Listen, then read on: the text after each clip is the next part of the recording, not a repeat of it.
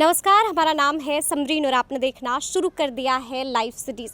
देखिए 17 और 18 जुलाई को विपक्ष की दूसरी बड़ी बैठक बेंगलुरु में होनी है और आपको ये भी मालूम है कि 18 तारीख को बीजेपी ने भी एनडीए की बड़ी बैठक बुलाई है। आपको ये भी पता है कि बीजेपी के राष्ट्रीय अध्यक्ष जेपी नड्डा ने इस बैठक का न्योता अलग अलग पार्टियों को भी भेजा है, लेकिन बड़ी बात यह है कि बिहार की दो प्रमुख पार्टियों को अब तक न्योता नहीं दिया गया है।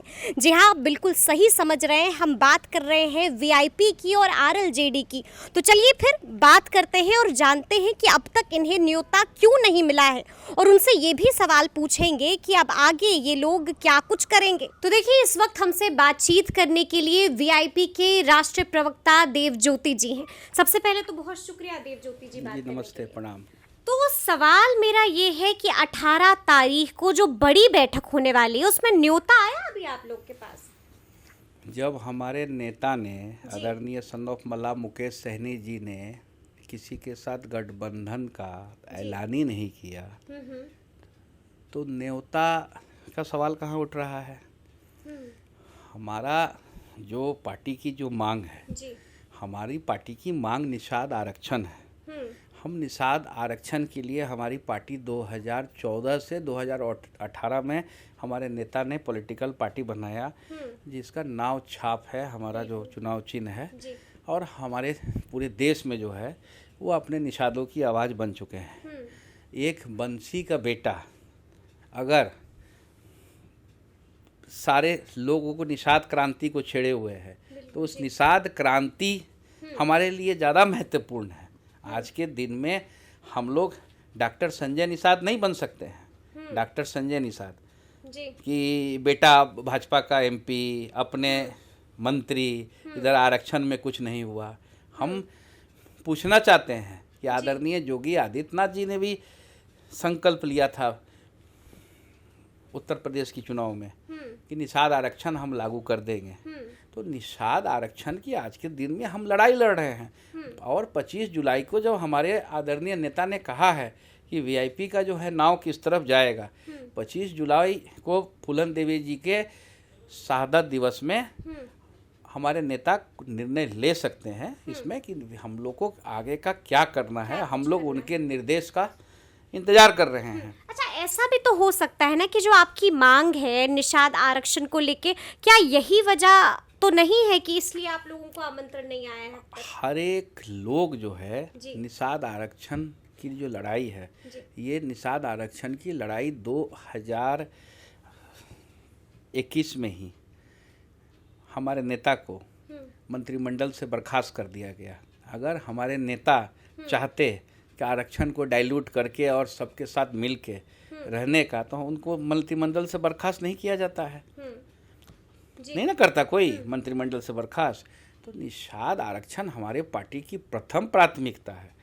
हमारी पार्टी का निषाद आरक्षण की जो बात करेगा वो हमारे लिए सबसे अच्छा दोस्त है। सबसे अच्छा दोस्त है। अच्छा, एक आखिरी सवाल हम ये जानना चाहते हैं, तो अब इसका मतलब ये हो गया कि आप लोग एनडीए में नहीं हैं, तो अब क्या करिएगा? अब आप लोग नहीं, अकेले चुनाव लड़ना या फिर महागठबंधन? बोचाहा में चुनाव नहीं लड़े, कोढ़नी में चुनाव नहीं लड़े, सिमरी बख्तियारपुर में चुनाव नहीं लड़े।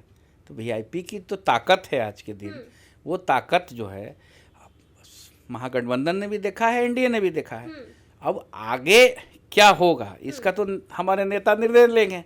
उनको हम लोगों ने अधिकृत किया हुआ है पार्टी में कि हमारे नेता उसका निर्णय लेंगे। लेकिन हमारी जो प्राथमिकता है निषाद आरक्षण, तो हम उत्तर प्रदेश में हम लोगों ने चुनाव लड़ा, हम लोगों ने 17 सीट कांग्रेस पार्टी से ज़्यादा वोट लाया पूर्वांचल में लड़के। वहाँ भी हमारा नारा था आरक्षण नहीं तो गठबंधन नहीं। तो ये तो नारा वीआईपी का रहा ही है, आरक्षण नहीं तो गठबंधन नहीं। तो आगे देखिए हमारे नेता क्या 25 जुलाई को निर्णय लेते हैं।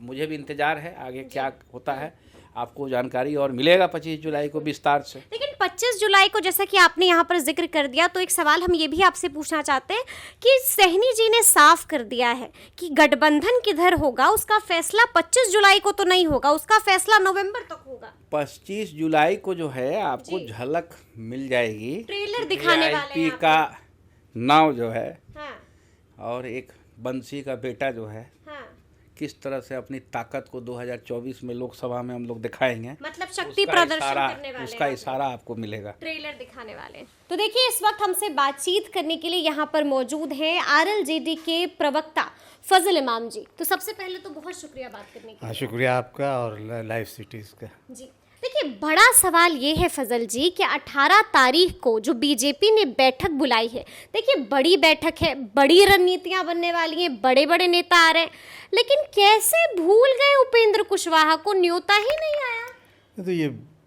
जिस बैठक का आप जिक्र कर रहे हैं उस बैठक का हिस्सा इसलिए हम नहीं हैं कि हम अभी एनडीए में विधिवत तौर पे शामिल नहीं हुए, आधिकारिक तौर पे शामिल नहीं हुए। तो जाहिर है कि वो एनडीए की बैठक है, भाजपा ने उसको आयोजित किया है, राष्ट्रीय लोक जनता दल उसमें एनडीए के का हिस्सा नहीं है, तो जाहिर है कि हम बैठक तो चिराग पासवान भी हिस्सा नहीं है, मांझी जी तो चलिए ठीक है, वो तो हम समझ रहे हैं कि वो हिस्सा हो गए, लेकिन चिराग पासवान तो हिस्सा नहीं है।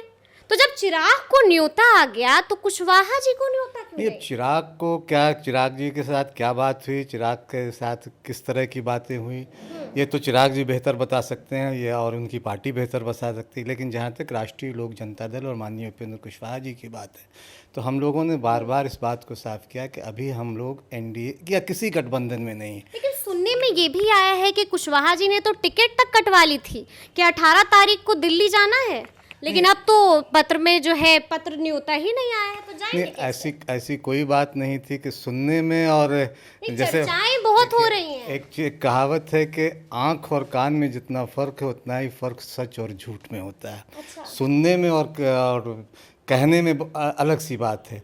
सच ये है कि हम लोग अभी एनडीए का हिस्सा नहीं है। एक चीज़ तय है कि हम उस गठबंधन का हिस्सा होंगे बिहार में, क्योंकि गठबंधन आज की राजनीति का सच है। हम उस गठबंधन का हिस्सा होंगे जो बिहार में को 2005 वाली स्थिति में नहीं ले जाएगा। हम उस गठबंधन का हिस्सा बनेंगे। लेकिन एक बात और है जो समझ में नहीं आ रही है, जो हम चाहेंगे कि आप थोड़ा समझाइए हमें।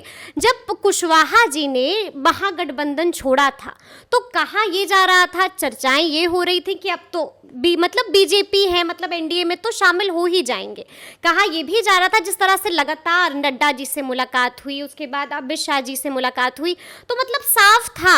ये भी कहा जा रहा था कि तकरीबन बात भी पक्की हो गई है, और आज न्योता नहीं मिलता, ऐसा क्या हो गया? नहीं, देखिए, मुलाकातें होनी, बातचीत होनी वो एक अलग सा है, और एनडीए में जब हम शामिल हो जाएंगे तो हमें बातचीत का न्योता भी मिलेगा, विचार विमर्श के लिए भी न्योता मिलेगा, और जो रणनीति बनेगी उसका भी न्योता मिलेगा। तो अच्छा ठीक है, मतलब मान लीजिए कि आप ये कह रहे हैं कि वहाँ पर अभी हम शामिल नहीं हैं एनडीए में, तो क्या आप वापस महागठबंधन की तरफ रुख कीजिए? क्योंकि देखिए न्योता नहीं मिला है, बड़ी बात यह है कि नड्डा जी का न्योता नहीं मिला है, तो वापस से महागठबंधन में जाइएगा या फिर इस बार अकेले ही चुनावी मैदान में? नहीं, देखिए, एक चीज़ मैंने साफ कह दिया है कि हम उस महागठबंधन का या गठबंधन का हिस्सा नहीं हो सकते जो गठबंधन बिहार को 2005 वाली स्थिति में ले जाने के लिए लगातार प्रयासरत है। हम उस गठबंधन का हिस्सा होंगे जो बिहार को आगे ले जाए, पीछे नहीं ले जाए। तो आने वाले दिनों में जल्द ही तस्वीर साफ हो जाएगी कि हम किस गठबंधन का हिस्सा होंगे। ठीक है। अच्छा, ये भी एक सवाल हम जानना चाहते हैं, ऐसे क्या मांग आप लोगों ने रख दी थी बीजेपी के सामने कि इस तरह से आप लोग को न्योता नहीं मिला? नहीं, देखिए, मांग क्या रखी है, क्या नहीं रखी है, ये तो हम आपको नहीं बता सकते हैं, क्योंकि बहुत सारी चीज़ें होती है राजनीति में जो सार्वजनिक नहीं की जाती, उस समय आने पर सब लेकिन कुछ ऐसा लगता है कि आपकी मांगों को कुछ खास पसंद नहीं किया गया है। नहीं, ये तो सिर्फ कयास पे बहुत सारी चीज़ राजनीति चलती नहीं। हाँ। हम लोग जब भी जाएंगे, हाँ। हम अपनी शर्तों पे भी जाएंगे, क्योंकि देखिए गठबंधन में कुछ उनकी शर्तें होती हैं, कुछ हमारी शर्तें होती हैं, और जब एक सामंजस्य बैठता है तो फिर दलों का भी गठबंधन होता है और दिलों का भी गठबंधन होता है। तो हम सिर्फ दलों का गठबंधन नहीं चाहते, हम दिलों का गठबंधन भी चाहते हैं। इसलिए थोड़ी देर हो रही है, लेकिन अंधेर नहीं होगा। तो कहीं ऐसा तो नहीं लग रहा है ना कि कुशवाहा जी ने गलत कर दिया महागठबंधन छोड़ के, क्योंकि अब तो एनडीए में भी लगता है कि एंट्री नहीं होगी। नहीं, देखिए, एक चीज़ यह है कि माननीय उपेंद्र कुशवाहा जी बहुत दूरदृष्टि के नेता, और सिर्फ बिहार का मुझे लगता है कि देश में कुछ ऐसे गिने चुने नेता होंगे जिनकी दृष्टि बहुत साफ होती है, जो आज ये सोचते हैं। कई मुद्दे ऐसे हैं जो 3-4 महीने पहले वो सोचते थे, वो पता चला कि आज वो सामने आ रहे। तो राजगीर में जो हम लोगों का 3 दिनों का शिविर हुआ था, उसमें हम लोगों ने इन्हें अधिकृत कर दिया था कि आप जो फैसला लेंगे सियासी तौर पे, जो राष्ट्रीय लोक जनता दल के हित में होगा, हम तमाम लोगों को मान्य होगा।